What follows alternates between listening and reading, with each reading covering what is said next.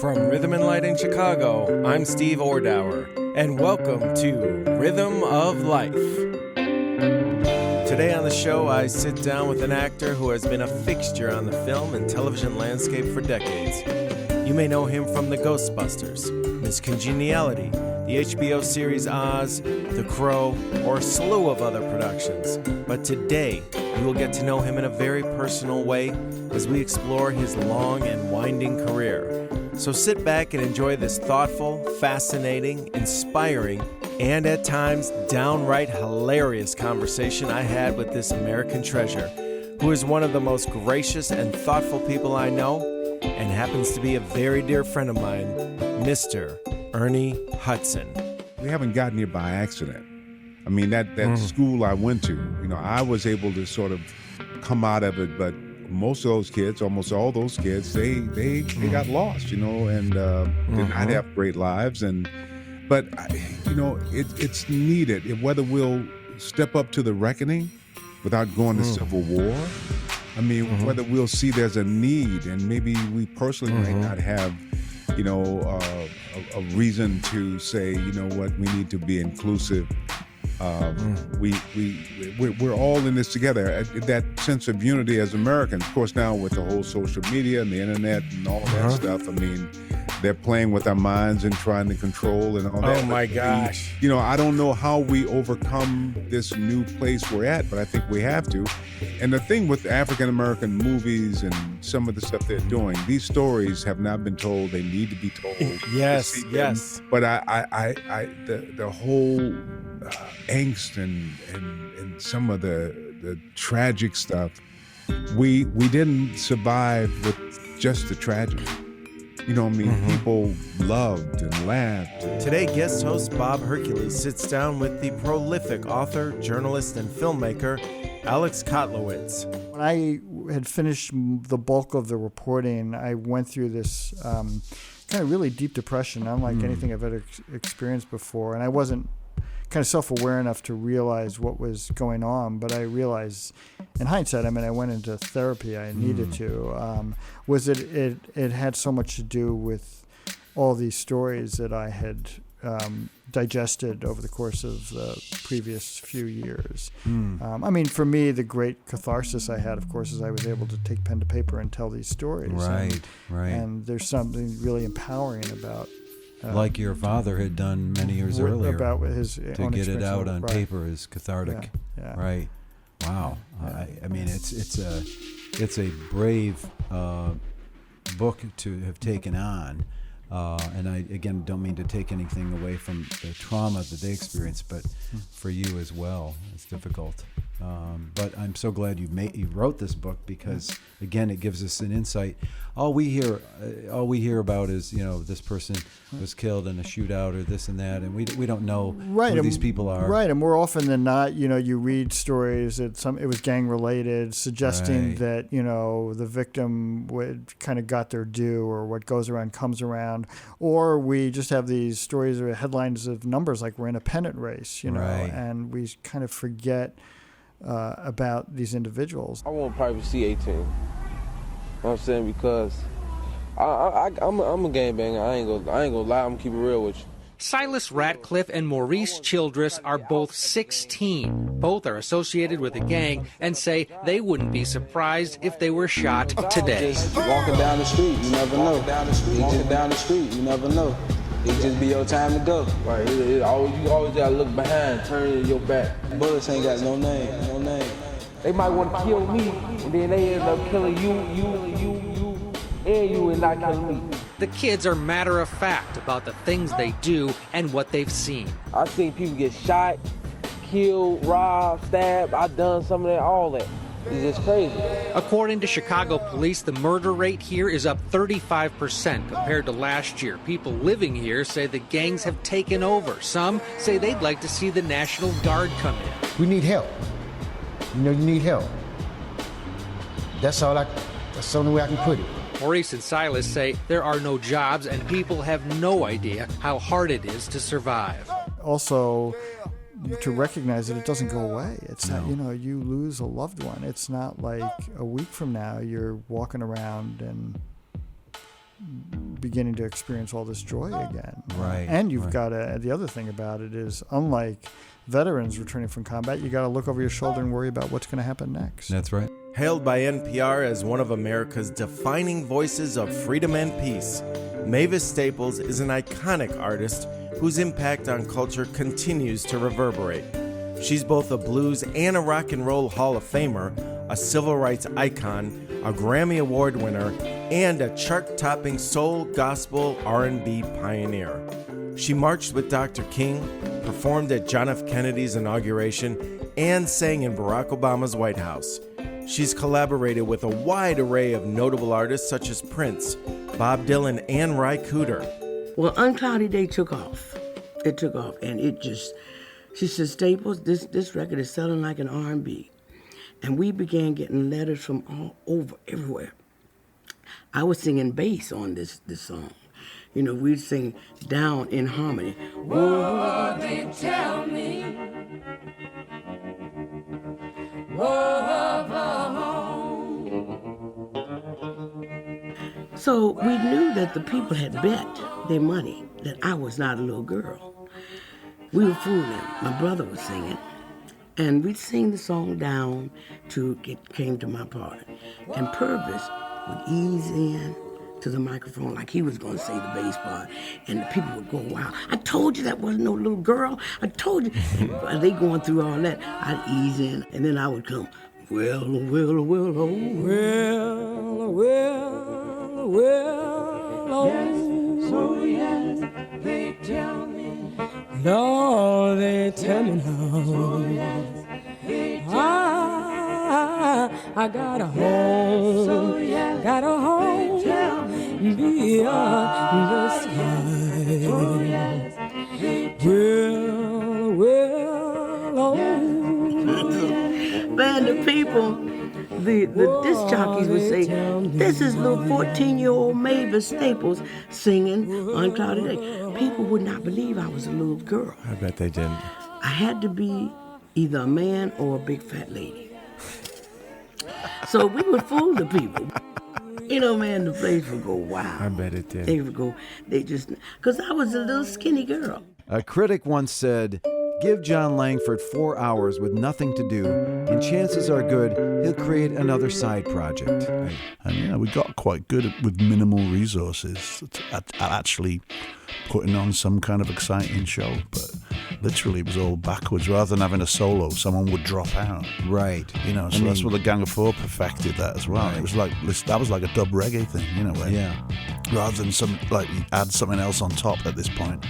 Right, the bass player drops out.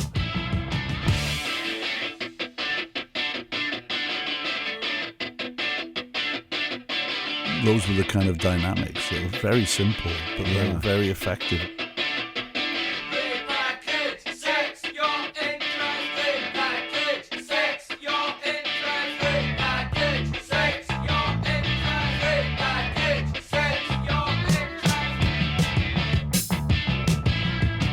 Punk was about, you had to be, I think the first gig with the Rosillos I was talking about, the John Keenan actually, we told him we only played slow songs. We were going to be the first punk band that only played slow songs, and he just went, well, you better speed them up or they'll tear you apart.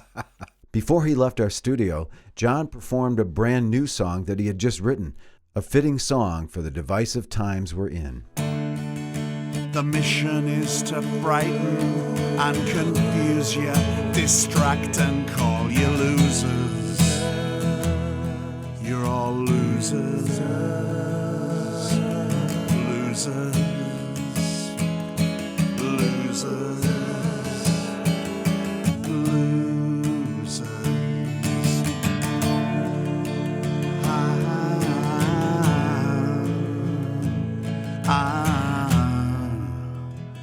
Now we're all losers. Today in the studio, we welcome the prolific filmmaker, Bob Hercules. Primarily focusing on documentaries, his latest project, Maya Angelou and Still I Rise, premiered at the Sundance Film Festival and went on to win 19 awards on 3 continents. The film aired on PBS's American Masters and most recently was awarded a Peabody for excellence in broadcasting. We discussed this film with Bob along with the rest of his illustrious career.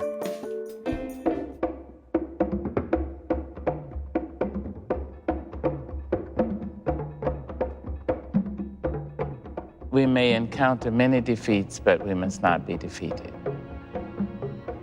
That in fact it may be necessary to encounter defeats so we can know who the hell we are.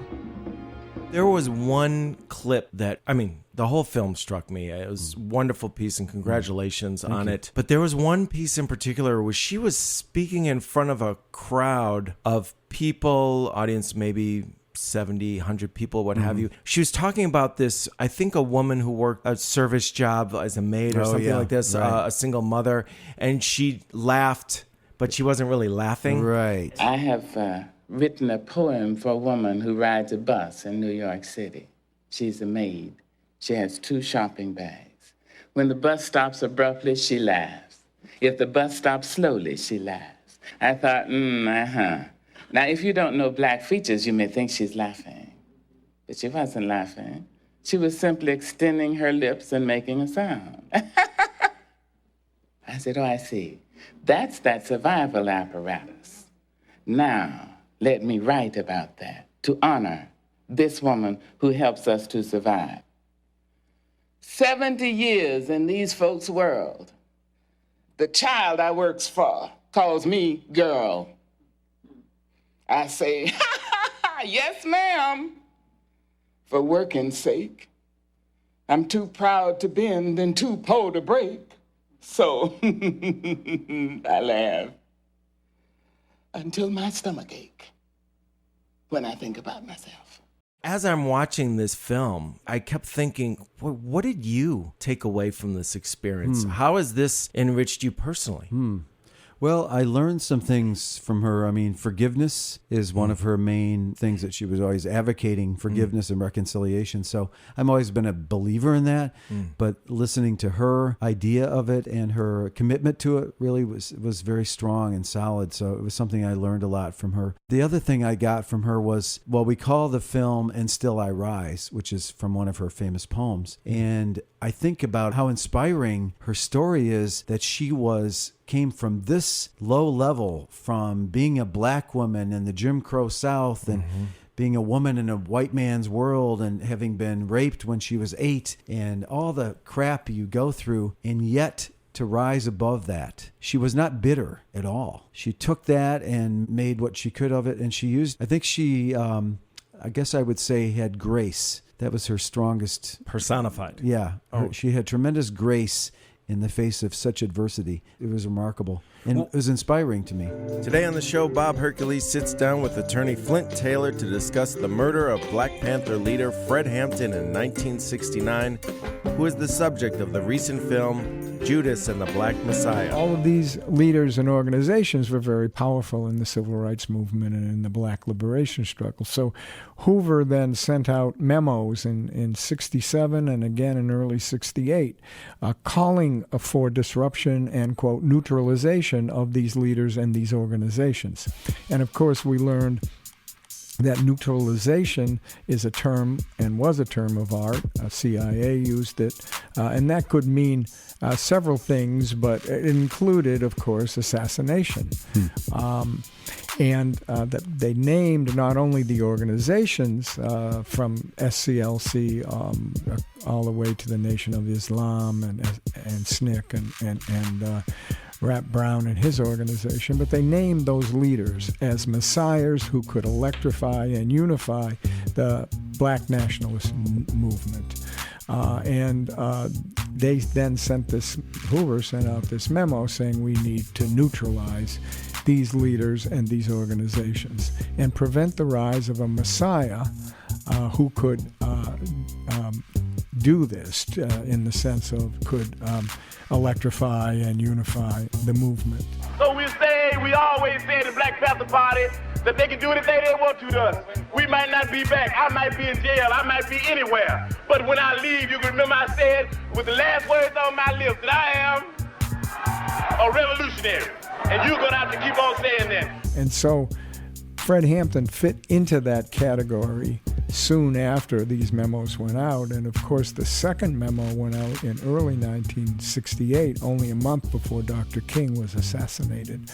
And when they named the messiahs, they named King, they named Rap Brown, they named Stokely, they named Malcolm, even though he was already dead at that point, assassinated as well. And they didn't name Fred, but he fit that category. And of course, when the Panthers became stronger and their leadership became stronger, then those leaders, and particularly Fred, became a messiah who was targeted and ultimately assassinated by the FBI and local police here. This is your friend, your client, somebody you had a lot of faith in, and it was a murderous rampage, really. I'm sorry to ask you, but what was this like for you personally to walk into that house? Well, I was basically the same age as Fred Hampton, but of course from a very different background, and a bit naive.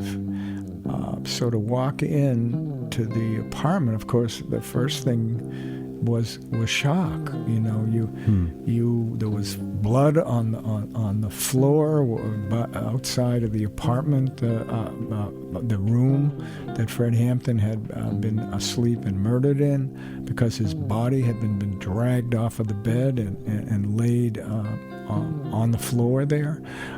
There were bullet holes. This was a very small apartment with plasterboard walls, dividing very, very tiny bedrooms, right, so that you could see bullet holes, which in fact were made by a machine gun that basically made the walls look like Swiss cheese in terms of the holes.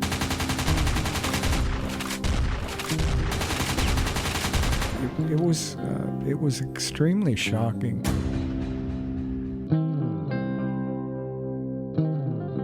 It was hard to, on the one hand, really comprehend the enormity of the crime that you were witnessing, but it was, in fact, a murder scene, a crime scene. Yeah. An assassination scene. And I think the fact that we shifted so quickly from shock to the kind of adrenaline-driven work of cataloging all of the bullets that were on the floor, bullet shells, and all the bullet holes. We didn't know what exactly which pieces of evidence would be the ones that would be the most important.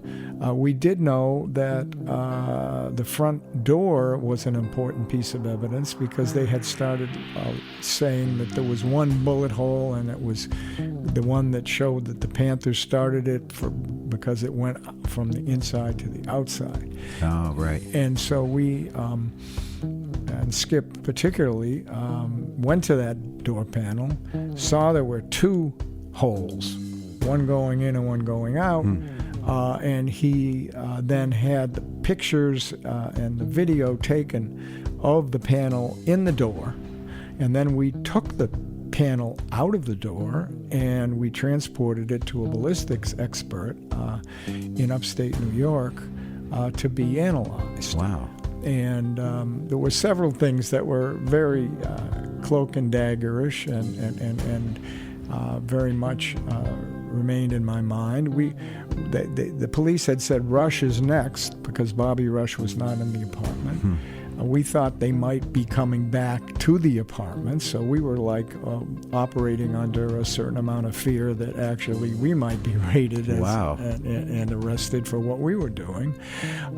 We were taking the evidence every night to churches, and we wouldn't necessarily know where we were going until we were told. And then we'd go to the back door of the church, and a minister would let us in, and we'd go up a set of stairs to the attic, and that's where we would stash the evidence for safekeeping each night. And the Panthers, the bloody mattress that Fred was murdered on, they would take it and lock it up every night, and then every morning they bring it back and put it in its place, so when they did the tours they could point to it and say, this is the mattress that Fred was murdered on. What inspired you to get into acting and writing to begin with? You know, I got married so young. I thought it would be very simple: get a job, take care of your family, buy a house, and you know, how hard can it be? So, but it got complicated real fast. I used to have those same thoughts. You know, boy, and were we naive. Hey, man, much love. Thank you so much, my Ernie. pleasure. Thank you. Best to the family. Take care. Thank you for tuning into the show. If you're a fan of Ernie Hudson, make sure to check out his riveting performance in The Man in the Silo, available on Amazon Prime Video. Columnist Rick Kogan of the Chicago Tribune wrote, "It is a love story, ghost story, and psychological thriller, all playing out under the shadow of racial tension and backed by Bernard Herrmann's haunting score for Alfred Hitchcock's Vertigo." And if you enjoy this podcast, please subscribe, leave us a rating and review so more people can hear about us, and share about Rhythm of Life on social media, and like us on Facebook. Thanks for listening. I'm Steve Ordower. This has been a Rhythm and Light production.